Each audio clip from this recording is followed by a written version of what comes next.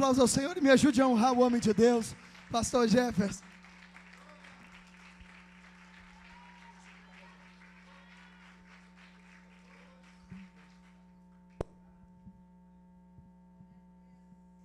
Paz do Senhor a todos, irmãos. Amém. Podem se assentar que nós vamos ler alguns textos. Então você já pode ir se assentando por gentileza. Aí nós vamos usar bastante a Bíblia na telinha aí, para vocês ficarem mais ou menos apostos. Glória a Deus. Bom, esse momento que a igreja está vivendo, bom rever a pastora Soraya de novo, viu? Como uma filha querida para nós, a pastora Soraya. Muito bom. Esse momento que a igreja está vivendo e que tem como... Isso, obrigado. Pode levar. Aliás, deixa... não é bom deixar aqui, para poder reter. Ótimo. Esse tema, fé, esperança e amor, e aquele outro tema lá, fé em ação, faith in action, realmente tem um significado muito grande. E eu queria conversar com vocês hoje um pouco sobre isso. Vou explicar por quê.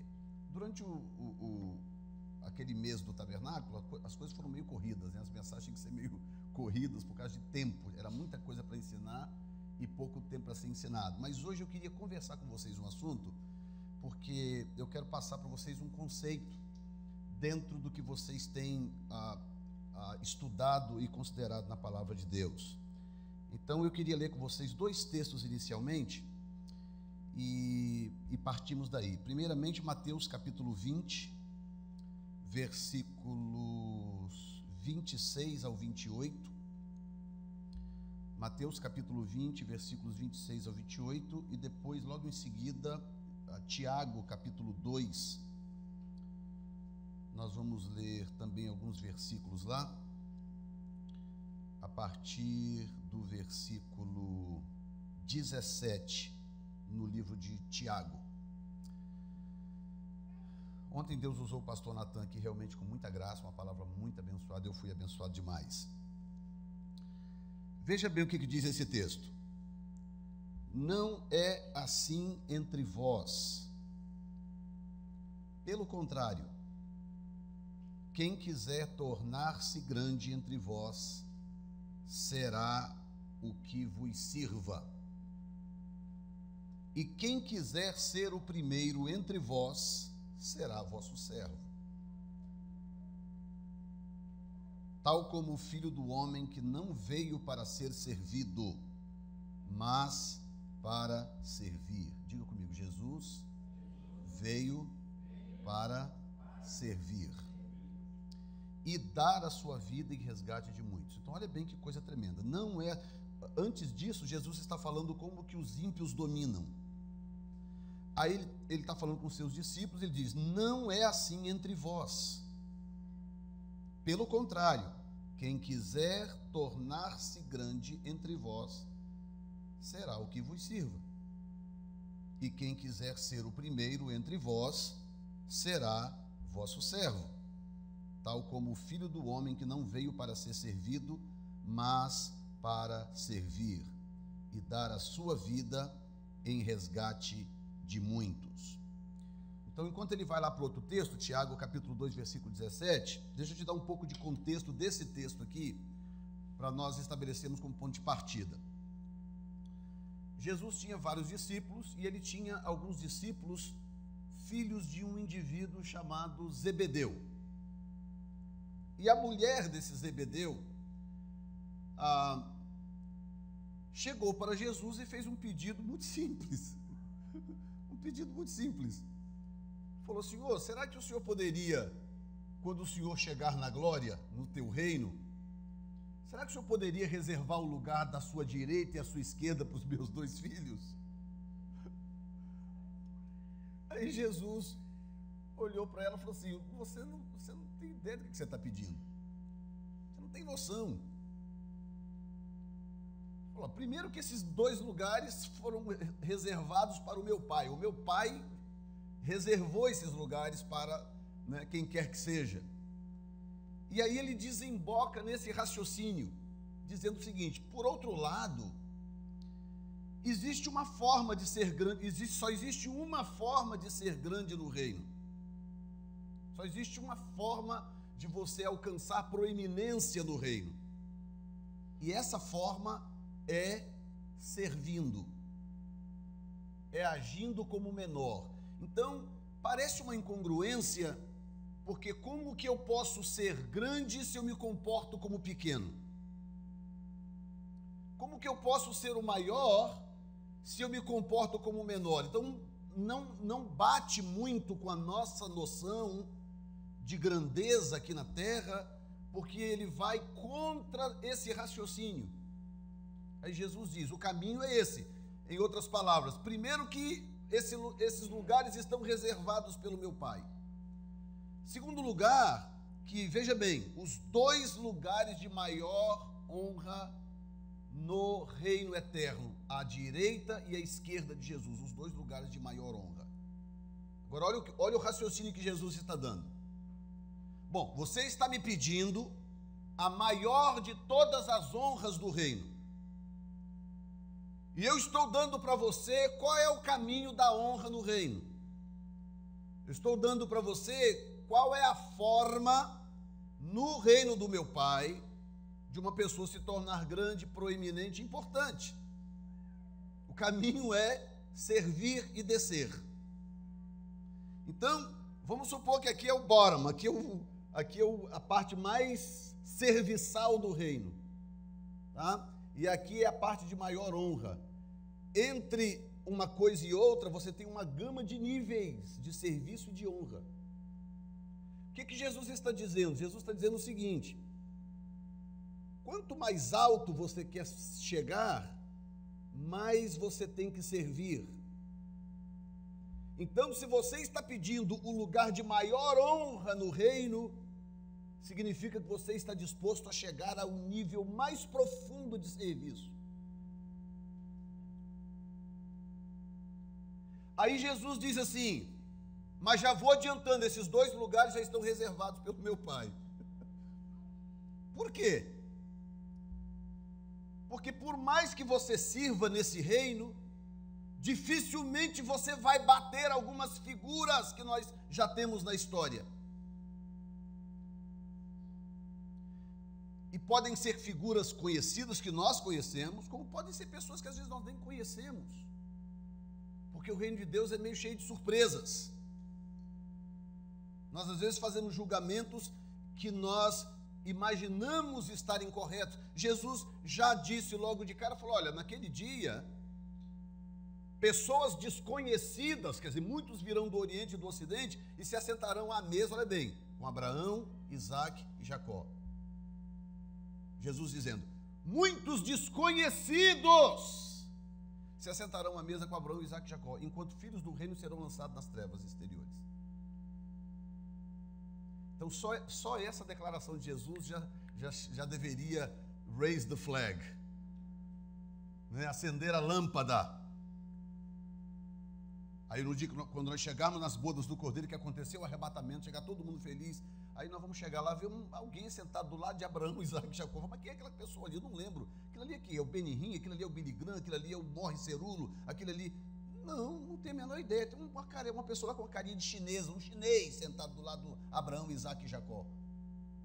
Um norte-coreano que passou a vida inteira se escondendo em caverna para conseguir servir a Jesus. Algo assim. Vamos agora a Tiago, capítulo 2. Tiago, capítulo 2, versículo 17. Até o 22, que desemboca no que é o tema aqui da igreja. Assim também a fé, se não tiver obras, é morta em si mesma. Mas dirá alguém: tu tens fé, eu tenho obras. Mostra-me a tua fé sem as obras, e eu te mostrarei a minha fé pelas minhas obras. Crês tu que Deus é um só? Fazes bem. os demônios também o creem e estremecem. Mas queres saber, a homens vão que a fé sem as obras é estéril? Porventura não foi pelas obras que nosso pai Abraão foi justificado quando ofereceu sobre o altar seu filho Isaque? Olha que está falando de serviço. Vês que a fé cooperou com as suas obras e que pelas obras a fé foi aperfeiçoada. Diga comigo, pelas obras. Que é sinônimo de serviço. Obra é serviço, tá? Então diga comigo, pelo serviço a fé foi aperfeiçoada. Mais uma vez, diga comigo, pelo serviço a fé foi aperfeiçoada. Muito bem. À medida que eu for citando os textos, você vai jogando para mim aí, por gentileza, que já vai me facilitar bastante. Se eu tiver que abrir aqui, me toma um tempo desnecessário. Muito bem. Eu vou tentar falar hoje aqui sobre fé, esperança, serviço e honra, porque essa igreja está vivendo um momento muito dinâmico, né, digamos assim. Ou seja, a igreja está aprendendo a traduzir em obras, ou traduzir em serviço, o que crê. Não adianta eu dizer que eu creio muito em Deus se na hora da minha maior necessidade eu não consigo depender de Deus. Não adianta eu dizer que eu creio em milagres se na hora em que eu preciso de um milagre eu não consigo praticar aquilo, fazer algo prático que me leve àquilo. E a igreja, durante muito tempo, ela viveu uma fé romântica. Sabe aquela fé romântica que não leva a lugar nenhum? Aquela fé que só existe no discurso, só existe na retórica, e ela não chega a lugar algum. Ninguém conquista nada, ninguém executa nada, ninguém faz nada, e todo mundo vive uma fé superficial, uma fé romântica, que funciona muito bem nas músicas, funciona muito bem nos discursos, nas mensagens, mas ela parece que falta algum tipo de liga, de conexão, sabe, de power cord. É mais ou menos como eu tenho aqui a fonte de energia e eu tenho aquela caixa.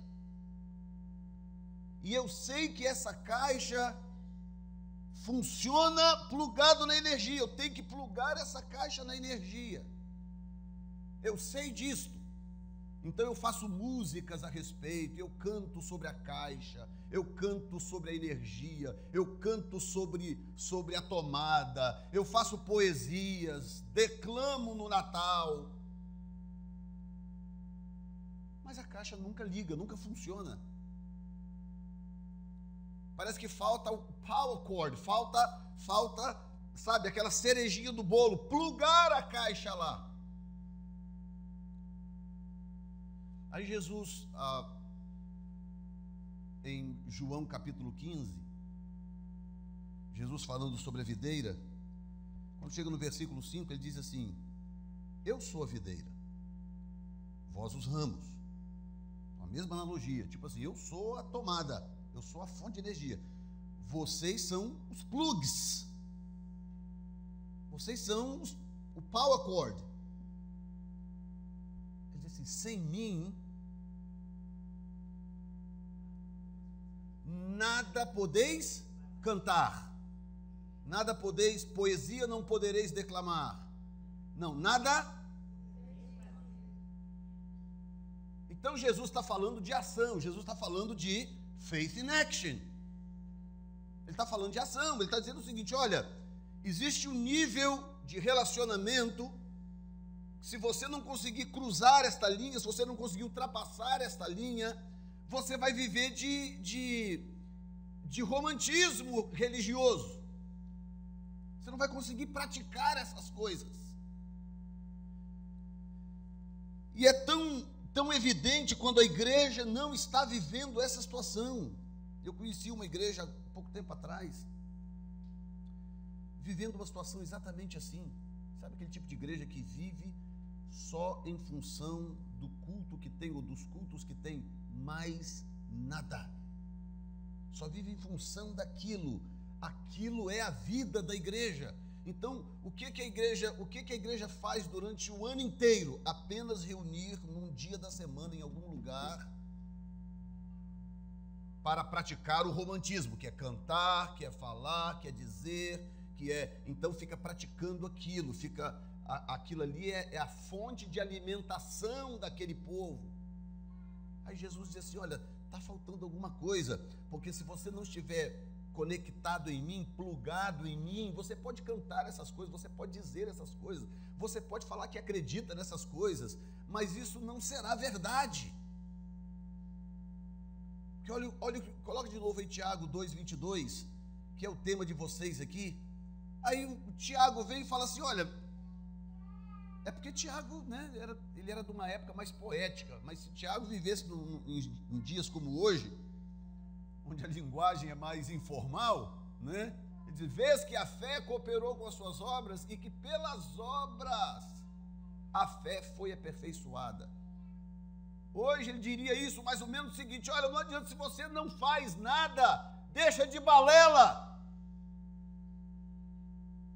Não existe fé coisíssima nenhuma se não há prática desta fé, se não há execução desta fé. E às vezes nós somos testados na vida em situações onde nós temos que fazer aquilo que nós falamos a vida inteira. Quando o pastor Diego chegou de Burkina Faso, ele foi lá para casa com os vídeos e tal, para mostrar os vídeos para a gente planejar como é que ia montar os vídeos, aquela coisa. E sentamos ali na sala todo mundo, colocamos o vídeo lá, estávamos ali batendo papo, tomando cafezinho, comendo petiscos e vamos assistir os vídeos, vamos. E colocamos os vídeos na tela para assistir os vídeos e terminamos aquela sessão, todo mundo aos prantos, chorando aos prantos, porque começamos a olhar aquilo e não são as imagens da África. Imagens da África você vê em qualquer lugar da televisão. Pode colocar no YouTube lá, qualquer país da África, você vai ver imagens da África. Mas é ver a fé em ação. É ver tudo aquilo que você disse, cantou e declamou a vida inteira em plena execução. É você ver uma vida distante que você nunca conheceria, que nunca saberia nem que você existe, sendo tocada pelo poder de Deus somente porque você se moveu, saiu da sua cadeira, porque você fez algo além desse romantismo cristão ou religioso. Mas aí Tiago cita algo que eu quero começar a partir daí. Eu sei que você está curioso aqui com essa mesinha. Tiago cita algo que eu quero começar o raciocínio contigo a partir desta noção de serviço e honra, para você entender aonde que entra a fé, tá? Já que Jesus disse: olha, se você quer subir, desça. Se você quer ser servido, sirva. Aí ele fala dele mesmo, ele fala: eu, por exemplo, né, usando o termo filho do homem, eu, por exemplo, eu não vim servir. Eu não vim para ser servido, eu vim para servir. Eu não vim para ser servido. E é tão interessante Jesus dizer isso, porque houve momentos em que as pessoas vinham a ele para honrá-lo e ele cortava na cepa. Chegou um homem e falou: bom mestre. Aí antes do camarada completar a frase, Jesus já deu uma tora, já foi, cepou assim lá sabe, lá na fonte. Bom mestre. Jesus, bom mestre coisa nenhuma. Bom é o Pai que está nos céus. O Quer dizer que ele não é bom? Que Jesus diz, tá vendo, ó, descobrir Jesus não é bom coisa nenhuma. Não, o que Jesus estava dizendo? Jesus, olha, espera, calma, vai chegar a hora de vocês me darem todas essas honras. Não é agora, agora eu estou aqui para honrar. Agora eu estou aqui para servir. Só que quando chegou a hora dele receber a honra, eu vou mostrar para você que agora não é qualquer honra. Como ele desceu ao mais baixo nível de serviço, ele foi elevado ao mais alto nível de honra.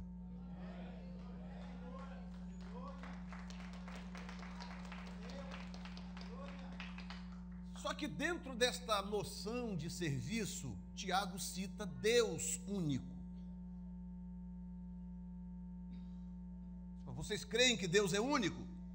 Muito bem, vocês creem muito bem. Então ele coloca Deus dentro dessa conjuntura de fé com obras que ao mesmo tempo é serviço, que a palavra ali, na verdade, ela significa serviço, a execução de alguma coisa. Então, eu estava esses dias dando aula num seminário, classe de seminário, e eu fui tocado por uma coisa que me ajudou a entender a Trindade ainda melhor. Depois de 30 anos no ministério, eu entendi a Trindade um pouco melhor, que nos ajuda a entender essa questão do serviço e da honra que acontece entre eles, tá? Que é mais ou menos o seguinte: Jesus é chamado de muita coisa na Bíblia. A Bíblia chama Jesus de uma série de coisas, tá? Ele é chamado de estrela da manhã, ele é chamado de Cordeiro de Deus, ele é chamado de leão da tribo de Judá, ele é chamado de alfa e de ômega, ele é chamado de uma série de coisas, ok? Mas eu fui atingido por algo que até então eu não tinha observado, que o próprio Jesus só usou um único elemento para se autodefinir. Jesus nunca se chamou de Cordeiro de Deus. Jesus nunca se chamou de leão da tribo de Judá. Outros deram essa denominação a ele, porque trata-se de cumprimento tipológico. Então a Bíblia vai dando a ele as honras devidas e as nomenclaturas devidas. Mas ele próprio, ele usou apenas um único elemento para se autodefinir: água. A única coisa o único elemento que Jesus usou para se autodefinir foi a água. Eu sou a água da vida. Ah, pastor, mas Jesus também disse que era o pão. Mas pão não é elemento, pão é um produto. Estou falando de elemento natural. Qual o único elemento natural que Jesus usou para se autodefinir? Água. Ou seja, sem que nós percebêssemos, Jesus estava dando o caráter da Trindade e ao mesmo tempo definindo o comportamento da Trindade,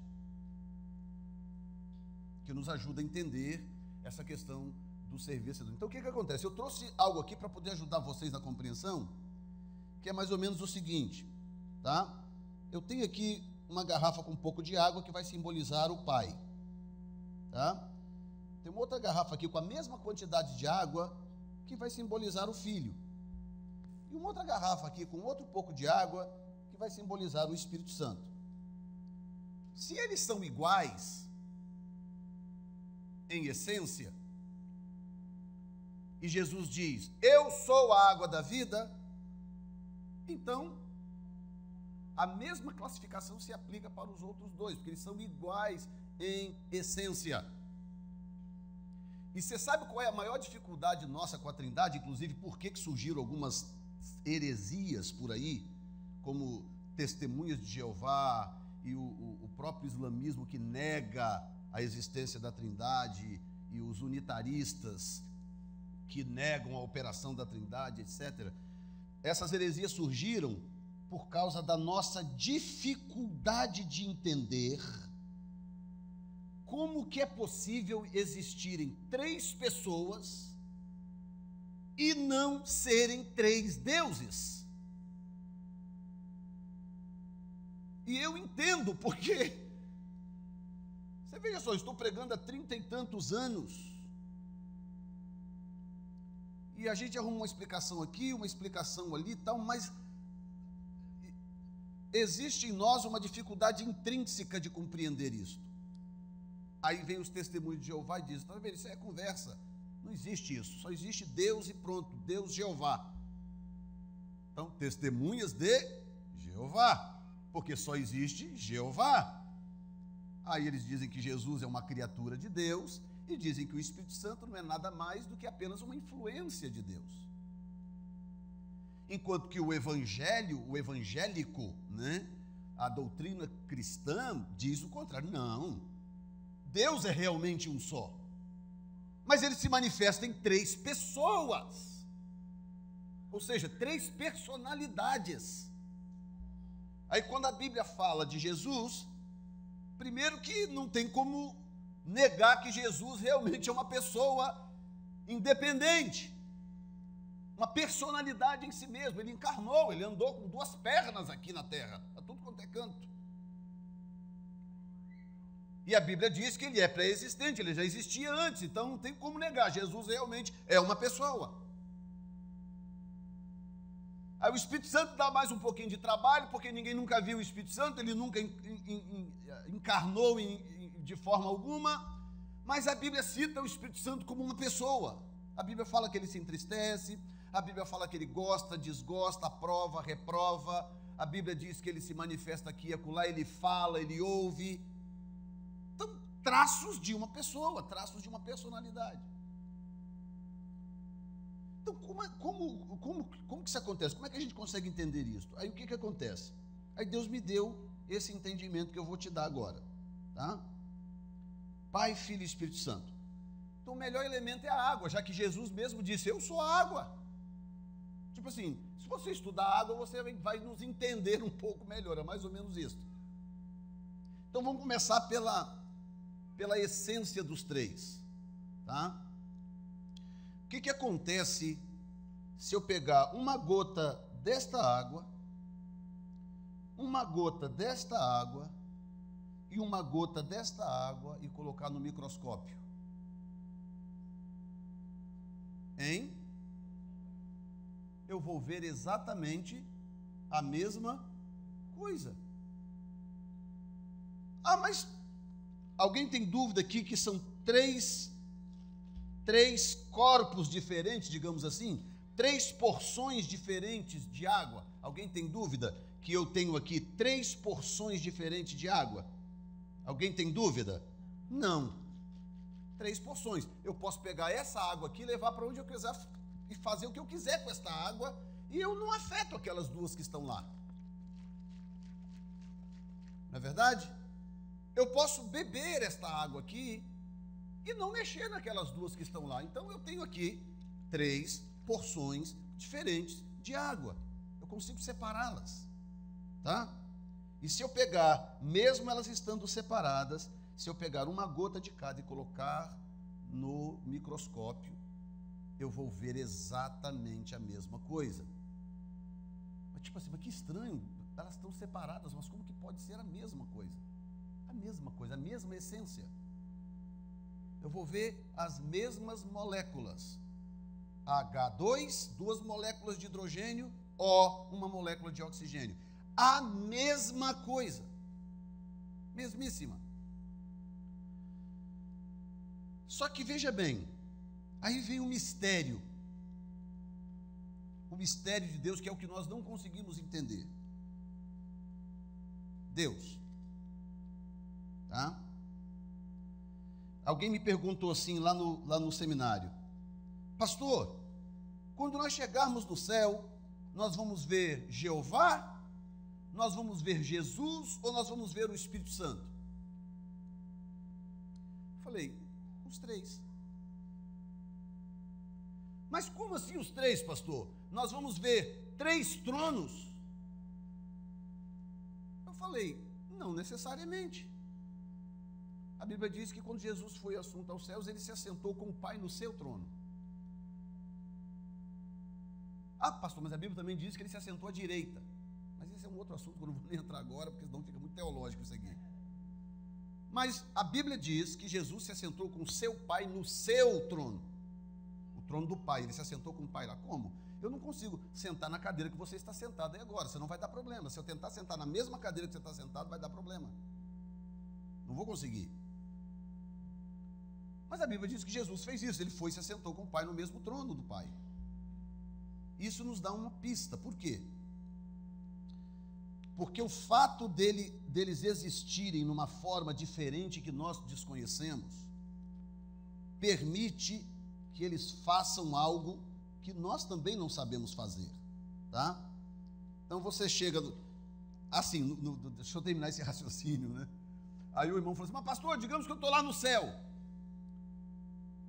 e aí Jesus vem, conversa comigo, Jesus vai interagir conosco, né pastor? Vai. Aí Jesus vem, pastor, conversa conosco, interage conosco e tal. E aí a Bíblia diz que o trono de Deus vai ficar no centro da cidade, não é, pastor? É. Aí eu estou conversando com Jesus aqui, pastor, e olho lá no trono, eu estou vendo a luz brilhando lá, Deus sentado no trono brilhando. Falei, ok. Falei, então como é que funciona esse negócio, pastor? Eu falei assim, muito simples. O Jesus que está conversando com você ali, naquele momento da eternidade, é a mesma luz que está brilhando lá.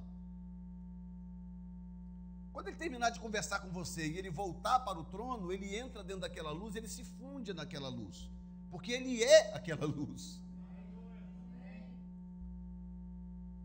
E aí eles têm 3 características que tornam isto espetacular, que é onisciência, onipresença e onipotência.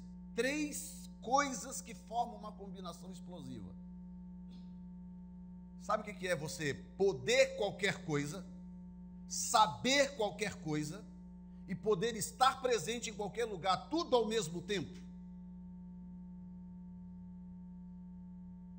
E onde quer que você esteja, ou onde quer que um deles esteja, ao mesmo tempo estão os 3. Porque você não consegue separar a natureza. Aí o que acontece? Então, como é que faz para sentar os 3 no trono, pastor? É muito simples, olha aqui. Quando eles se encontram, acontece isso aqui, ó.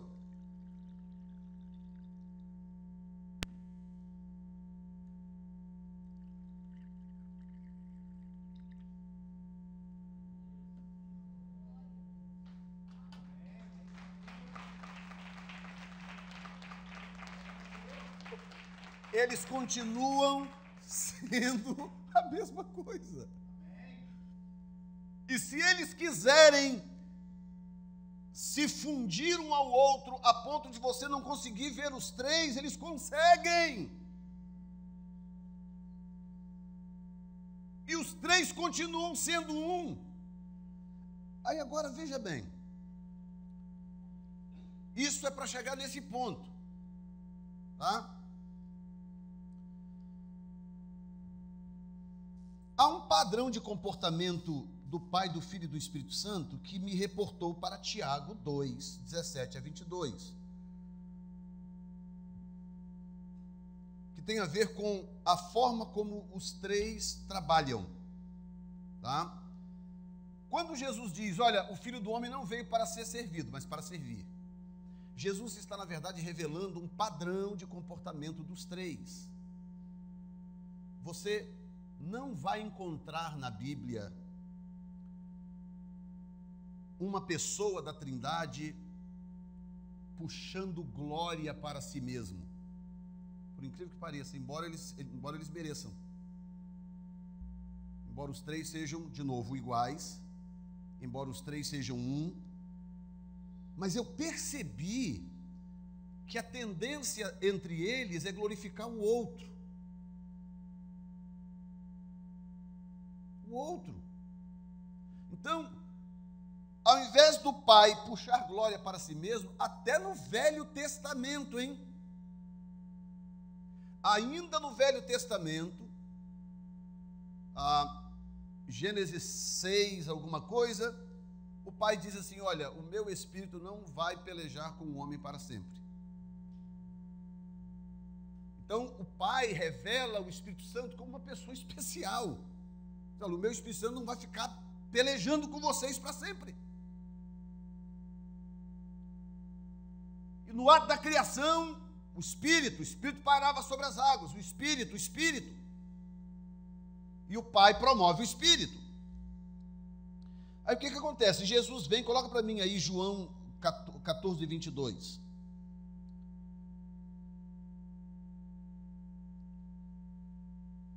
Que agora nós já vimos essa questão da natureza. E outra coisa, é tão interessante que até quando Jesus encarnou, que ele podia ser tocado, pegado fisicamente, ainda assim ele continuava sendo a mesma essência. Olha lá, mesmíssima essência. Por isso que ele diz, eu sou a água da vida. Tudo bem que ele estava na forma sólida, mas ele continuava sendo a mesma água. A mesma. Aí o que ele diz? Olha bem.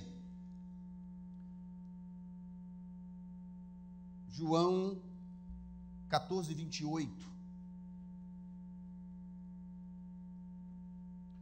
Olha bem, ouvistes que eu vos disse, vou e voltarei a vós, se me amasseis, alegrar-vos-ieis, de que eu vá para o Pai, ponto e vírgula. Porque o Pai, volta, porque o Pai, diga comigo, de novo. Então, olha bem, Jesus, que tem a mesma essência, quando ele está orando em João 11 para a ressurreição de Lázaro, ele diz, olha, glorifica-me com a mesma glória que eu tinha contigo antes que o mundo existisse. Ou seja, Jesus tinha plena consciência de quem ele era. Jesus não estava com crise de identidade. Ele tinha plena consciência de quem ele era. Mas ainda assim, ele vira e fala assim, olha, o Pai é maior do que eu. Aí quando alguém chega para ele e fala assim, bom mestre, bom é o Pai. Aí em outra situação, Jesus vira e diz assim, olha, o filho não faz nada sem antes ver o Pai fazendo. O filho só faz aquilo que ele vê o Pai fazer. E Jesus está sempre dizendo, não, o segredo é o Pai que é o cara. Aí o que acontece? Acontece um negócio engraçado, olha bem, aí Jesus honra o Pai, diga comigo, Jesus honrou o Pai. Aí nessa ordem hierárquica que ele diz, o Pai é maior, você acha que é por acaso que nós sempre falamos Pai, Filho e Espírito Santo? Por que nós nunca falamos Espírito Santo, Filho e Pai? Por que nós nunca falamos Filho, Pai e Espírito Santo? Por que nós falamos sempre Pai, Filho e Espírito Santo? Por que a gente sempre respeita essa ordem? Jesus começou a explicar, bom, o Pai é maior do que eu. Aí quando chega em João 16, 13, Jesus diz, eu sou maior do que o Espírito Santo. Não diz com essas frases, com essa palavra, mas ele praticamente diz isso, João 16, 13 a 14.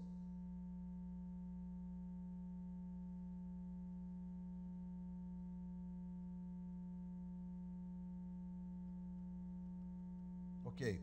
Vendo, pois, aqueles homens, 13, verso 13. João 16, 13 e 14. Eu vou lendo aqui para adiantar. Olha bem, quando vier, porém, o Espírito da verdade, ele vos guiará a toda a verdade, porque não falará de si mesmo. Pessoal, o Espírito Santo ele não vem para se gabar, o Espírito Santo não vem para se promover, mas dirá tudo o que tiver ouvido e vos anunciará as coisas que hão de vir, e me glorificará. Então, basicamente, ele está dizendo, o Pai é maior do que eu, e eu sou maior do que o Espírito Santo. Mas, pastor, agora você me confundiu, você não acabou de dizer que os três são iguais? Mas aqui está a maravilha. A organização hierárquica de Deus, da Trindade, para se revelar e para executar um projeto. Aí aqui agora vem a questão do serviço. Ok? Imagina 3 generais numa limusine. 3 generais da mesma patente, com a mesma honra, com o mesmo grau de autoridade, numa limusine. E eles precisam chegar em algum lugar.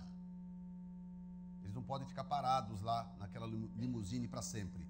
Eles têm um projeto, eles querem chegar em algum lugar. Então eles precisam se organizar de tal forma que aquele projeto aconteça. Alguém vai ter que ir para o volante, alguém vai ter que ir para o banco do carona, e alguém vai ter que ir lá para trás onde fica a geladeira, o ar-condicionado, onde fica a televisão. E a posição dos 3 naquela limusine não determina que um seja melhor do que o outro. São 3 generais da mesma patente, mas eles têm um projeto, eles precisam chegar em algum lugar. Então, o que eles fazem? Se eles não se organizarem de forma a poderem executar aquele projeto, eles não deixam de ser generais, eles continuam com toda a glória e honra que eles têm, mas eles nunca sairão do lugar. É o caso de Deus. Deus poderia, na eternidade, decidir: não vou criar coisa nenhuma, não vou criar Miguel, não vou criar Lúcifer, não vou criar Gabriel, não vou criar anjo nenhum, não vou criar Adão coisa nenhuma, eu vou ficar sozinho aqui na eternidade, convivendo comigo mesmo, porque eu sei que aqui não tem problema, não vai ter erro, não vai ter pecado, não vai ter nada. Ele poderia ter feito isso? Poderia! Mas ele não sairia, ele não conseguiria se mover do lugar, ele continuaria existindo sozinho. Mas ele quis tanto criar você, ele quis tanto te criar, que ele falou: bom, então nós temos que nos organizar aqui. Quem vai fazer o quê? Quem vai dirigir a limusine? E então ele se organizou de tal forma que cada um possa servir. E aí o exemplo de Deus para a igreja é exatamente isto, que uma vez que eles se organizaram, a função de um é promover o outro. Você não vai ver um denegrindo o outro, você não vai ver um se projetando sobre o outro, pelo contrário, você vai sempre ver um dizendo: o outro é melhor, o segredo é o outro, o negócio é o outro é o cara.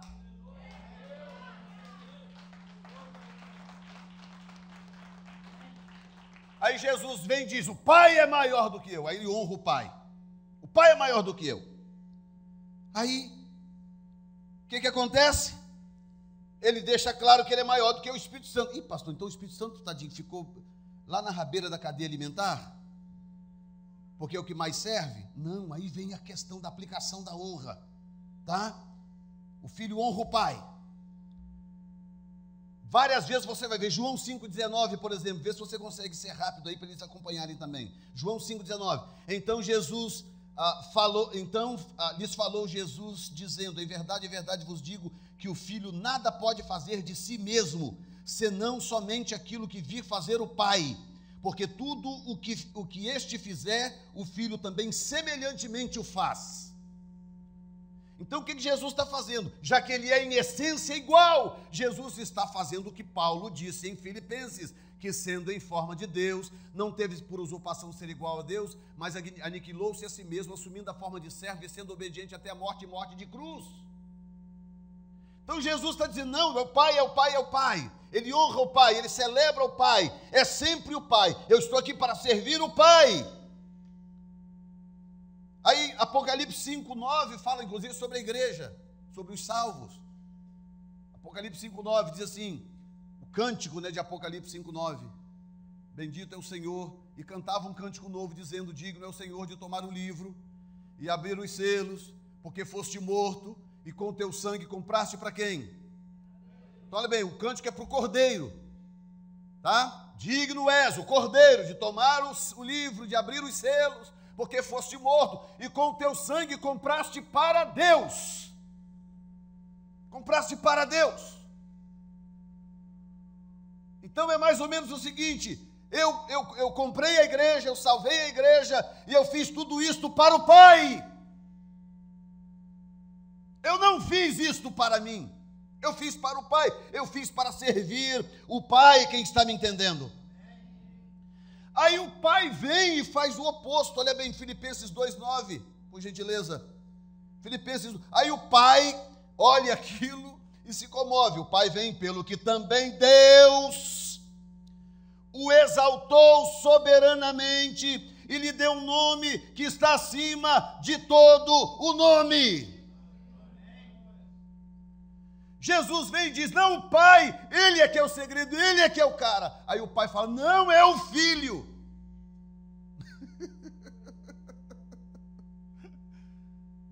É Ele, o nome dele que é maior do que todos. Aí Jesus: não, o Pai é maior do que eu. Está entendendo o que eu estou falando? Ou seja, esse é o segredo do serviço da Trindade.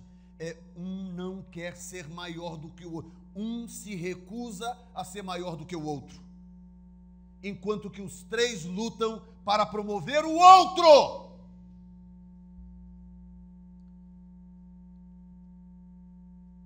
Digam: Jesus.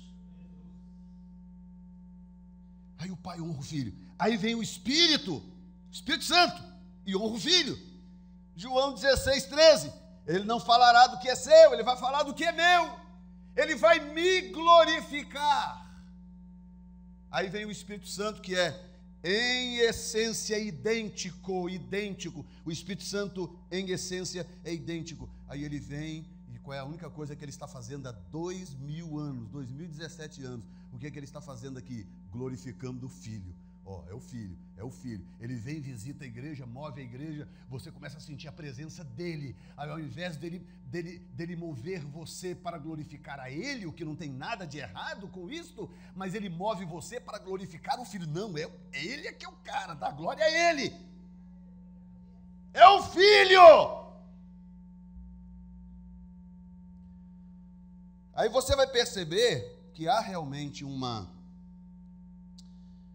nessa organização hierárquica que eles espontaneamente fizeram, você vai encontrar esses níveis de honra. Veja, por exemplo, Mateus 12:31, Mateus 12:31, 32. Por isso vos declaro: todo pecado e blasfêmia serão perdoados aos homens, mas a blasfêmia, isso é Jesus falando, mas a blasfêmia contra o Espírito não será perdoada. Se alguém proferir alguma palavra contra o Filho do Homem, ser-lhe-á perdoado, mas se alguém falar contra o Espírito Santo, não lhe será perdoado. Ou seja, o Espírito Santo definitivamente é o que mais serve. Se você pegar essa conjuntura aí da organização hierárquica da Trindade, você vai perceber que o Espírito Santo é o que mais serve. O Espírito Santo não chama atenção para si mesmo, o Espírito Santo não fala de si mesmo, o Espírito Santo promove sempre o outro, sempre o outro, sempre o outro. Aí Jesus vem e promove o Espírito Santo, dizendo: vocês estão achando que ele é o menorzinho? Deixa eu dizer uma coisa: você pode pecar contra mim, você pode pecar contra o Pai, mas se você pecar contra ele, tu está no sal.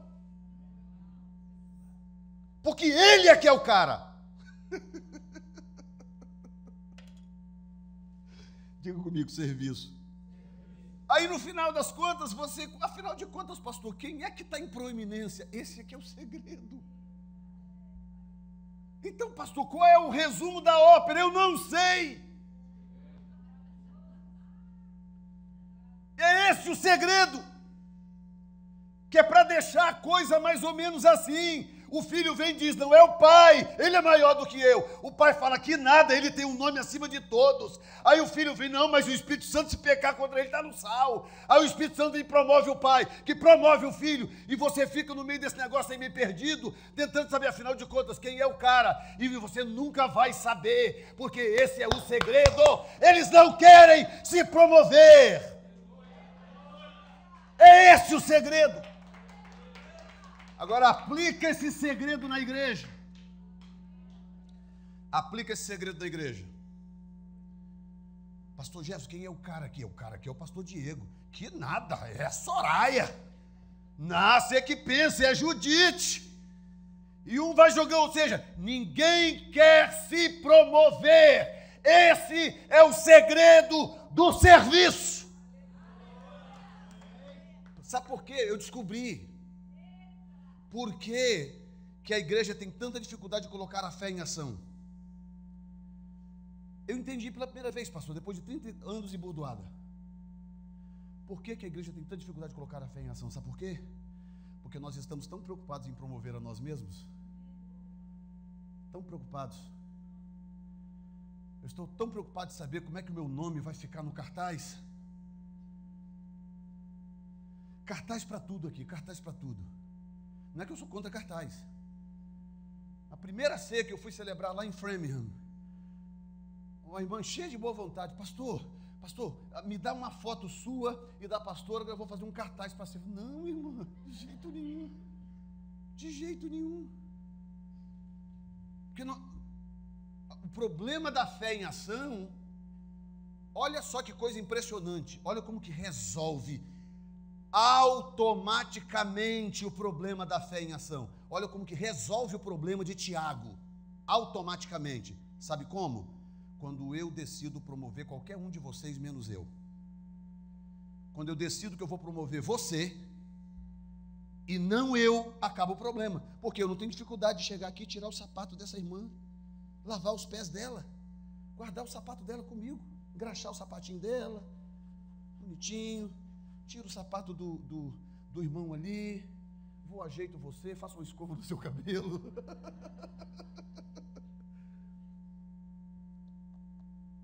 Está entendendo? Por quê? Porque não importa o que você pensa de mim. Não, para mim, você tem um nome acima de todos. É o que o pai pensa do filho. Não, o nome dele, vocês estão com nada. Mas ele falou que o senhor é o cara, mas vocês não sabem de nada. O nome dele está acima de todos. Pode observar que você não ouve falar em Jeová no Novo Testamento. No Velho. Mas a partir do momento que Jesus nasce, o nome Jeová desaparece do Novo Testamento. Some. Por quê? Porque o Yeshua HaMashiach engole tudo. Esse nome é tão poderoso, tão extraordinário, tão glorioso, que ele engole tudo. Por quê? Porque, na verdade, ele é Jeová.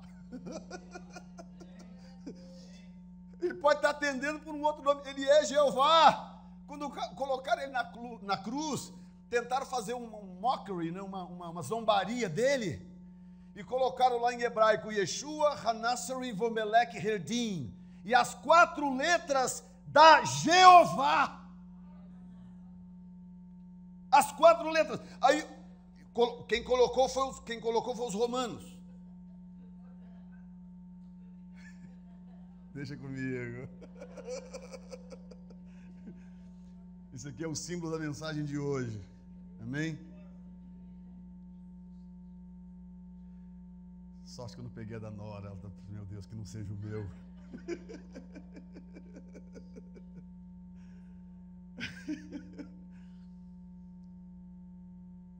Os romanos foram lá para fazer uma zombaria. Jesus de Nazaré, rei dos judeus. Yeshua HaMashiach Vomelech Herdim, em hebraico. Aí você pega a primeira letra de cada palavra, dá o quê? Jeová. Aí os sacerdotes judeus, que entendiam de geometria, eles são treinados para isso, olhar uma palavra e ver o significado daquela palavra. Quando eles viram aquilo, não, tira essa placa daí. Diga comigo assim, too late. Porque eles não sabiam, mas eles haviam terminado de derramar uma água dentro da outra. E fundido os dois. Porque esse é o segredo, meu irmão. Esse é o segredo. Quer fazer algo que essa cidade não viu ainda? Fundam-se um no outro. E comece a cuidar um do outro. Porque quando você precisa se promover, é porque há um distúrbio no corpo. Há um distúrbio no corpo. Porque você não está fazendo o seu papel de promover o outro.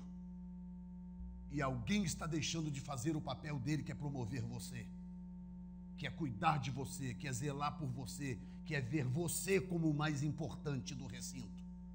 O mais importante do recinto aqui não sou eu, o mais importante do recinto aqui é você. E quando eu passo a viver assim, e cuidar de você, vou lá, coloco o seu sapatinho no seu pé, dá licença, deixa eu ver se eu consigo, pastora. Pronto, aí está. Lava os seus pés. A questão do sapato é porque é uma simbologia. O que Jesus fez quando ele quis, tipo, eu vou matar esse assunto de uma vez por todas. Vou matar isso de uma vez por todas. Ele foi lá, pegou uma bacia, jogou uma toalha nos ombros, ajoelhou, porque tem como lavar o pé da Soraya sem eu ajoelhar aqui no chão? Não tem como. Ajoelhou aos pés de cada um deles e começou a lavar os pés. E é tão constrangedor isso que se eu fizer com qualquer um de vocês aqui, você vai morrer de vergonha. Porque é tão honroso quanto constrangedor. Porque quem lava assume uma postura tão serviçal que quem está sendo lavado fica na postura. Se você fosse o rei ou o príncipe Charles ou o rei da Espanha, ou seja lá quem for, você tira de letra. Não, eu estou acostumado. Lava, eu lavo entre os dedos, esfregue as unhas. Mas sendo você uma pessoa normal, o que isso causa? Isso causa um constrangimento, porque é um grau de honra que sabe, ninguém está preparado para receber aquilo. Ninguém. E às vezes, no momento que você está se sentindo lá no buraco, lá no fundo do poço, você está lá, você não está bem. É aquele dia que você acordou com a macaca virada, como diz por aí. É o dia que você está se sentindo lixo, ruim. Aí vem alguém aí vem aqui uma dica. Cuidado para quem você pede ajuda quando você não está bem. Se você pede ajuda para alguém que não tem essa filosofia, para alguém que não te vê como superior, vai dar problema. Vai dar problema.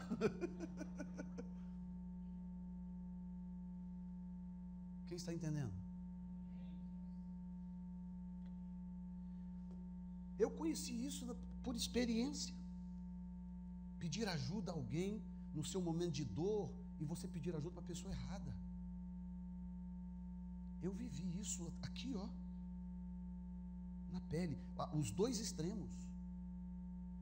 E de repente conhecer uma outra pessoa e aquela pessoa literalmente ignora tudo que você passou e te trata com uma honra tão grande, e aquela pessoa começa a tratar você começa a se sentir o melhor da cidade, você é o melhor da cidade.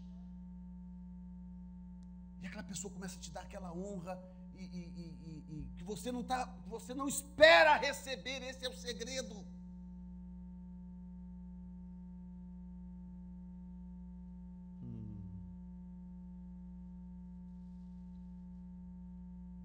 Você está por aqui ainda? Coloque-se de pé. Eu acho que já passou o meu horário. Não sei que hora vocês terminam.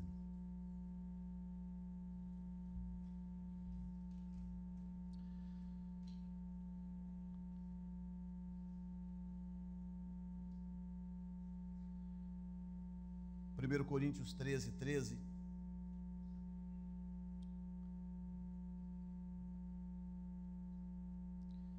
Eu vou adiantando aqui, ele vai colocando lá para você. Agora, pois, permanecem a fé, a esperança e o amor. Estes três, porém, o maior dele é o amor. Diga fé, esperança e amor. Então, olha aqui o raciocínio. Ele coloca uma sequência de 3. Fé, esperança e amor. Fé, esperança e amor. Aí ele vem no final da lista e diz: esse é o maior. No fim da lista. O que te leva a entender o quê? Que esse é o quê? Não, em termos de size, de tamanho, ele diz: aquele lá é o maior. É uma lista de 3, ele diz: aquele é o maior. Esse é o menor.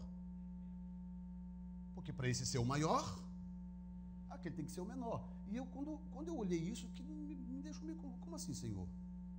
Porque sem fé é impossível agradar a Deus, impossível. Como que a fé pode ser menor dessa lista de 3? É porque eu nunca havia entendido esperança. Aí, a partir do momento que eu entendi esperança, aí fez sentido. Tá? Olha como que é difícil definir esperança. O que é esperança? Nós falamos tanto em fé, e a gente lê esperança, mas nós não sabemos o que é esperança. Até que o Espírito Santo me soprou, dizendo: esperança não é outra coisa senão fé amadurecida.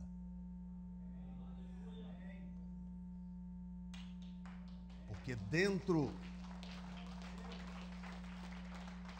Aí você vê na sequência,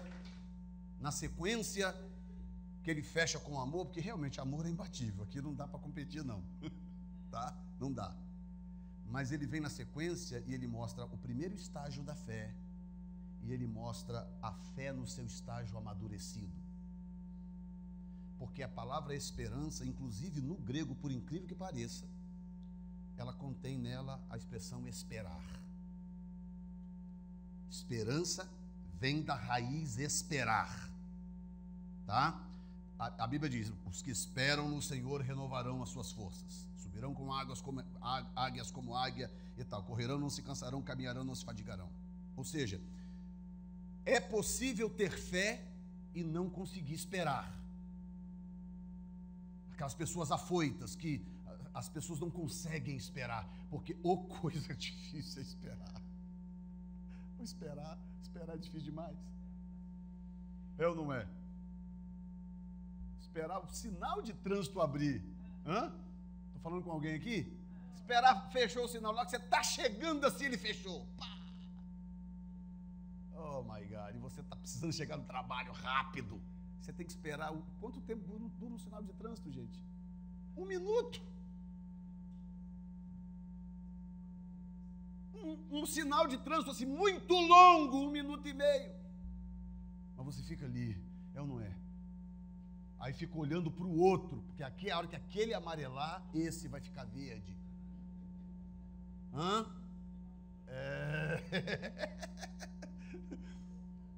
Não é que eu faço não, mas eu ouvi falar.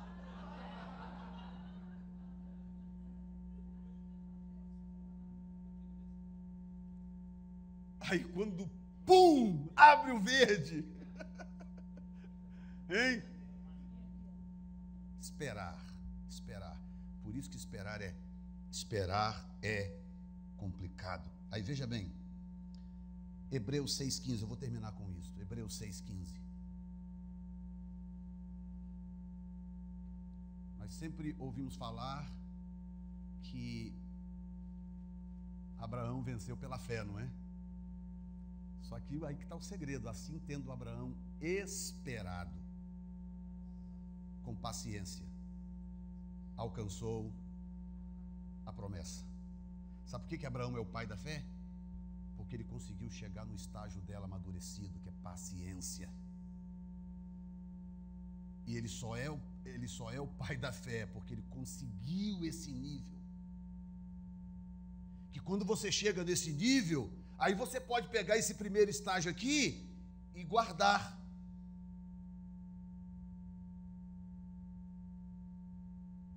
Que é outra coisa que eu não entendia. Como é que Paulo pode dizer: encerrei a carreira e guardei a fé? Ele não estava morto. Porque eu sempre li aquilo ali, bom, Paulo agora está finished. Como? Ele estava vivo. Guardei a fé. Então, daquele momento até o dia que ele morresse, ele não precisaria de fé? Não, é porque ela tinha transitado para cá. E agora ele estava vivendo numa dimensão aonde, tipo assim, desculpa que se dane, demore o tempo que for, eu confio nele. Que seja hoje, que seja amanhã, que seja o ano que vem, que seja daqui a 10 anos, não estou nem aí, eu espero. Eu espero em Deus. E quando você alcança essa dimensão da paciência, é aí que você se torna o melhor dos serviçais. Porque você está tão aberto a servir e abençoar o outro e promover o outro que ninguém te bate. Aí vira aquela guerra. Quem é que promove mais o outro? Quem é que serve mais o outro? Que é a batalha da Trindade até hoje. Não é ele, não é ele, não é ele, não é ele, é ele. Feche os seus olhos.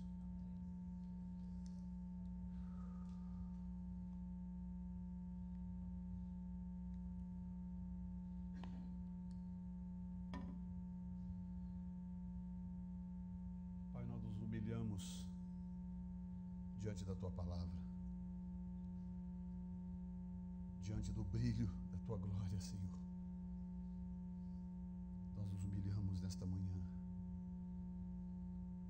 em gratidão profunda, meu Deus. E o Senhor está elevando esta igreja para uma dimensão de paciência, para uma dimensão de esperança. Esperança da fé.